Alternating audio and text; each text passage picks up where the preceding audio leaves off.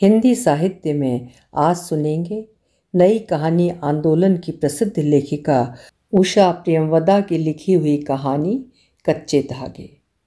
प्रस्तुत है कहानी मेरी जुबानी। मैं हूँ सीमा सिंह। पड़ोसन जीजी बहुत व्यस्त दिखी। कुछ उलाहने से बोली, अब आई हो कुंतल, कब से तुम्हारा इंतजार कर रही थी। पड़ोसन जीजी बहुत व्यस्त दिखी। कुछ उलाहने से बोली, अब आई हो कुंतल, कब से तुम्हारा इंतजार कर रही थी। आ नहीं सकी, कल मुन्नी को बुखार था, कुंतल ने कहा। अरे वो पर्दे तो दर्जी ही सी देता, पर मैंने सोचा कि उसका क्या ठिकाना, वक्त पर दे न दे। कहती कहती जीजी पर्दों का कपड़ा निकाल लाई। ऊपर के कमरे में जाकर दरवाजे का नाप ले लो। कुंतल ऊपर गई। कभी न खुलने वाला कमरा इस वक्त धुला पूछा चमक रहा था। जो खिड़की नीचे कुंतल के आंगन में खुलती थी, उसके सामने मेज कुर्सी रखी थी। मेज पर फूल, टेबल लैंप, कुर्सी पर मोटी गद्दी। कुंतल को खिड़की से नीचे झांकते देख आंगन से बिट्टी ने पुकारा, जीजी, ओ जीजी। कुंतल मुस्कुराई, फिर पुकार कर कहा, आलू उबलने को रखे हैं, उतारना मत भूलियो, नहीं तो आके हड्डी पसली एक कर दूंगी। जीजी तो यूँ धमकाया करती हैं। बिट्टी फिर अपनी गुड़िया को लहंगा पहनाने लगी। कुंतल जब खिड़की दरवाज़ों का नाप लेकर नीचे आई, तब तक सिलाई की मशीन निकलवा कर रख दी गई थी। कुंतल ने कैंची से पर्दे के नाप के अनुसार काटते हुए पूछ ही तो लिया, कौन आ रहा है जीजी। जीजी पास आकर बैठ गई। भैया है मेरा छोटा, आज शाम को आ रहा है। कुंतल ने सुई में डोरा डाला। अच्छा, कितना बड़ा है। जीजी हंसी। 22-23 बरस का होगा, कोई बच्चा थोड़े ही है, फिर भी हम सबके लिए तो बच्चा ही है। 4 बहनों में अकेला भाई है। जीजी संतानहीन थी। पति बिजनेस करते थे, घर में सभी कुछ था। मशीन की खटखट उस सन्नाटे को छोटे छोटे टुकड़ों में तोड़कर बिखराती चली गई। पढ़ने में बड़ा होशियार है, हमेशा फर्स्ट आता रहा। यहाँ भी कलेक्ट्री का इम्तहान देने आ रहा है, 2-1 महीने मेरे पास ही रहेगा। कुंतल को आगे पढ़ने की अपनी तीव्र आकांक्षा याद आई। उसने मशीन और तेजी से चलानी आरंभ कर दी।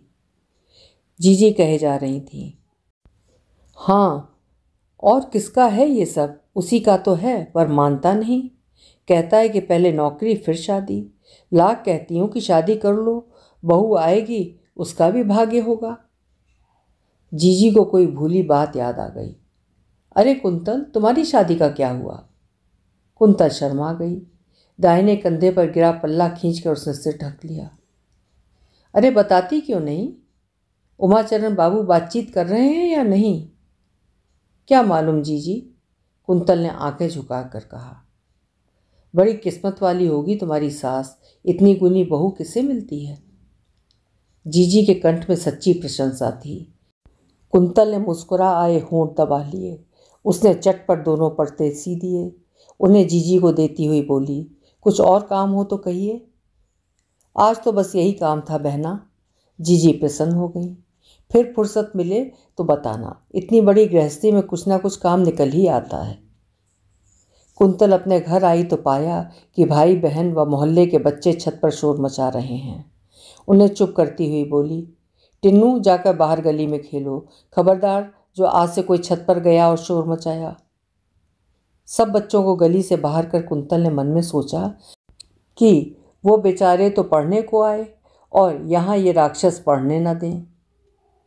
रात को जब वो बर्तन इकट्ठे कर नल के पास बैठी तो उसने देखा कि पड़ोस की खिड़की में से प्रकाश झर रहा है। तो आ गए वो, उसने सोचा, और न जाने क्यों वो एक विचित्र सी उत्कंठा से भर उठी। अगले दिन जब वो बहाना खोजकर पड़ोसन जीजी के घर गई तो उनके कमरे में उनका भाई नाश्ता कर रहा था। मेज पर तरह तरह की मिठाइयाँ, मेवे और फल थे।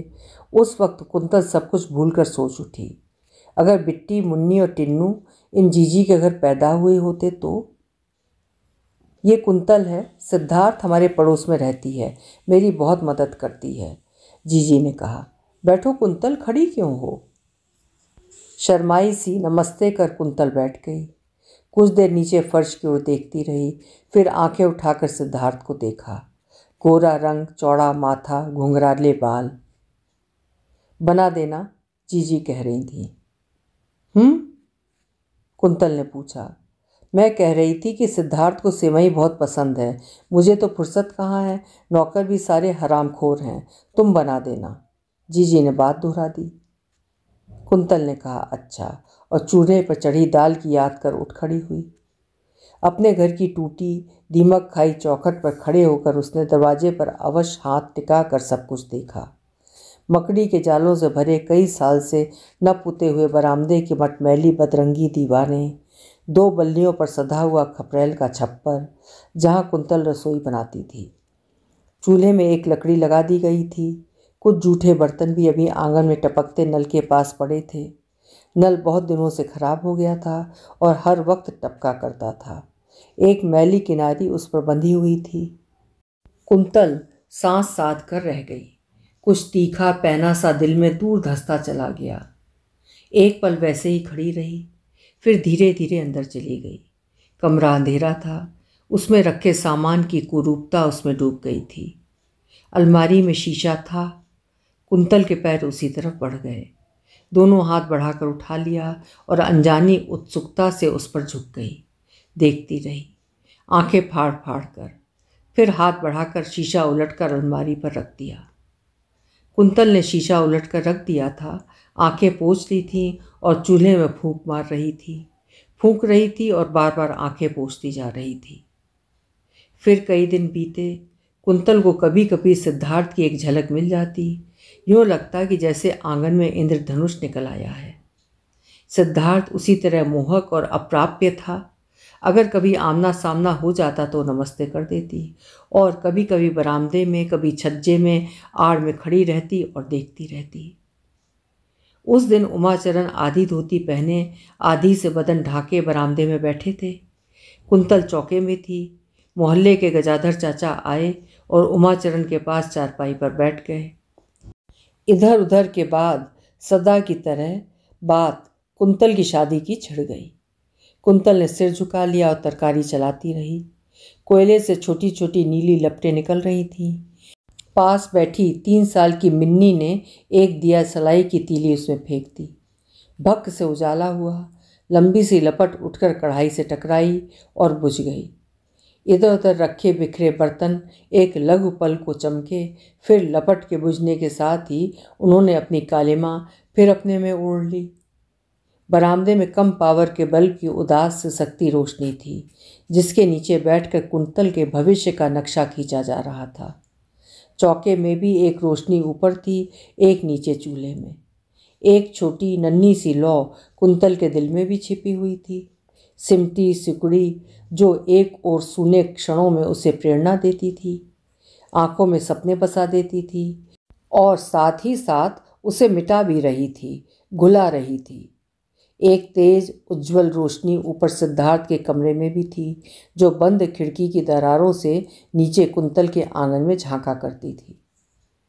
गजाधर चाचा ने कहा, और सुना है कि राजकृष्ण बाबू का साला भी तो है, आजकल यहीं आया हुआ है, बड़ा अच्छा लड़का है।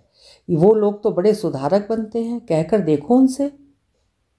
कुंतल ने सुना। उसके रोम रोम में एक हल्की सिहरन हुई। उमाचरण ने कहा, क्या बात करते हो गजाधर, कहाँ राजा भोज और कहाँ? अरे हमारी कहाँ पहुँच हो सकती है? इधर उधर देखो, कोई रेलवे में बाबू हो, दफ्तर अफ्तर में, तुम पहुँचे भी तो कहाँ?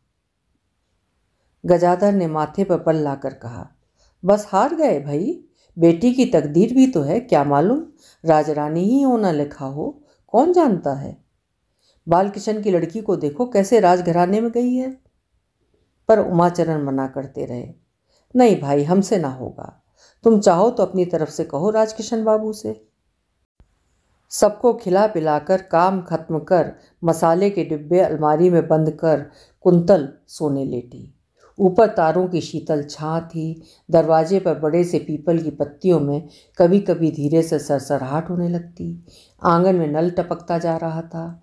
आंगन में लगे बेल के पेड़ों में दो नन्ही नन्ही कलियां चिकने हरे पत्तों से सटी हुई धीरे धीरे अपनी पंखुड़ियां खोल रही थीं। कुंतल ने गहरी सांस ली।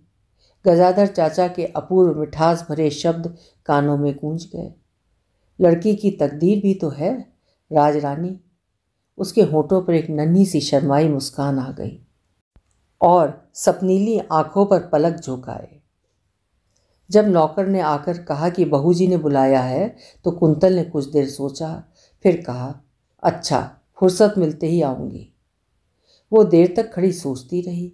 फिर एकाएक बाहर से चूड़ी वाले की आवाज़ सुनी तो दौड़कर उसे रोका, क्योंकि तीज त्योहारों पर लाख आवाज़ देने पर भी कुंतल चूड़ी नहीं पहनती थी। इसलिए मनिहारिन को आश्चर्य हुआ। आकर आंगन में अपनी डलिया उतार दी और मोटी मोटी सस्ती चूड़ियाँ ऊपर निकालने लगी। घर में सन्नाटा था। बिरजू, टिन्नू और बिट्टी स्कूल में थे। मिन्नी सो रही थी। कुंतल ने बैठकर कहा, अरे ये मोटी चूड़ी कौन पहनेगा, महीन निकालो, मीने वाली, कामदार। चूड़ी वाली को विस्मय का दूसरा धक्का लगा, पर उसने हाथ डालकर डिब्बा निकाला और महीन सतरंगी चूड़ियाँ आगे कर दी। कुंतल देखते ही मुग्ध हो गई। देर तक हुज्जत करने के बाद दाम तय हुए और दोनों कलाइयों में आधी आधी दर्जन चूड़ियाँ पहनने के लिए उसने हाथ बढ़ाया। चूड़ी वाली को तीसरा धक्का लगा। कभी 2 चूड़ी से ज़्यादा वो कुंतल को नहीं बेच पाई थी, आज पूरा दर्जन। बोली, दाम नकद होंगे। कुंतल झुंझला गई। क्या बात करती हो मनिहारिन, तुम्हारे पैसे कब रोके गए हैं? लाओ पहनाओ। पहले से पड़े हुए 5 रुपए कुंतल की अपनी थाती थे। कभी कभी मिन्नी और टिन्नू से बहुत मचलने पर एक आध आने की लेमन जूस की गोली लेने या घर में मौके पर कोई चीज़ न होने पर ही बड़ी अनिच्छा से खर्च किया जाता था। कुंतल ने जाकर देखा, 1 रुपये 9 आने बचे थे। लाकर निर्विकार भाव से 1.5 रुपया चूड़ी वाली को दे दिया। फिर कहा, सामने पंसारी की दुकान से रंग ला दो 1 आने का। मनिहारिन मना न कर सकी। चूड़ी की डलिया वहीं छोड़कर गई और वसंती रंग ला दिया। कुंतल के बकस में केवल एक साबुत और साफ धोती थी, जिसे न जाने किस दिन की आशा में वो सहज कर रखे थी। बड़े उत्साह से कुंतल ने बाल्टी में रंग घोला और हल्के पीले रंग में धोती रंग कर तार पर डाल दी। फिर ढूंढकर बिट्टी और मिन्नी की फ्रॉकों को भी एक बार डुबकी देकर फैला दिया। फिर बालों को झटका देकर लपेट लिया और गुनगुनाती हुई अंदर चली गई। शीशे में लाल बिंदी जम गई थी। उसे पानी डालकर हिलाया और ऊंचे ताक पर रख दिया कि बच्चे न पहुंच सकें। अपने घिसे टूटे नाखूनों पर नज़र डाली तो कैंची से काटने बैठी। जाते हुए सूरज की किरणें तिरछी हो गई थीं। कुंतल गुनगुनाती ही उठी और चौके में चली गई। बच्चे स्कूल से आए और रखी हुई रोटियां खाकर मोहल्ले में खेलने चले गए। उमाशंकर भी आए। कुंतल का खिला चेहरा देखकर मन में थोड़ी सी खुशी हुई। न जाने कितने दिनों बाद उन्होंने उसे गुनगुनाते सुना था। तिरछी तिरछी किरणें विदा हो गईं। तब आए गजाधर चाचा। रोज की तरह कुंतल चौके में थी। मिन्नी पास बैठी थी। थोड़ी देर दोनों चुप रहे। फिर गला साफ करके गजाधर चाचा ने कहा, तुम्हारा ही ख्याल ठीक था, हमने बेकारी राजकृष्ण बाबू से चर्चा की। उमाचरण ने जिज्ञासु आंखें उठाईं। तरकारी काटती कुंतल ने हाथ रोक दिए। मिन्नी कुछ कह रही थी, उसे घुड़क कर कहा, चुप रह।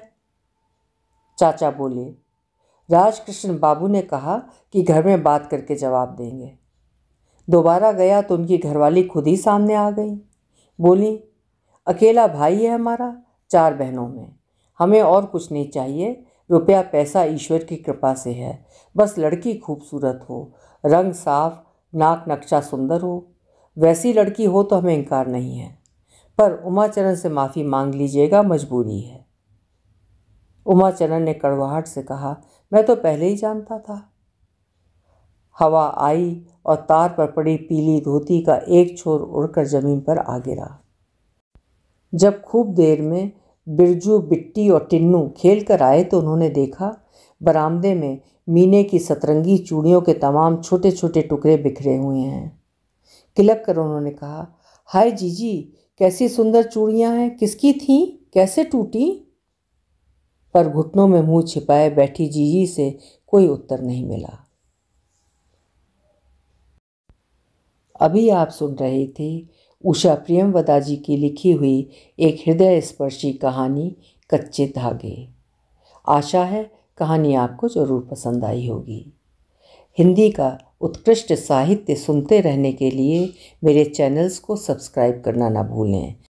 कहानी पसंद आई है तो लाइक भी कर दें और साहित्य प्रेमी मित्रों को साझा भी कर दें। बहुत बहुत धन्यवाद।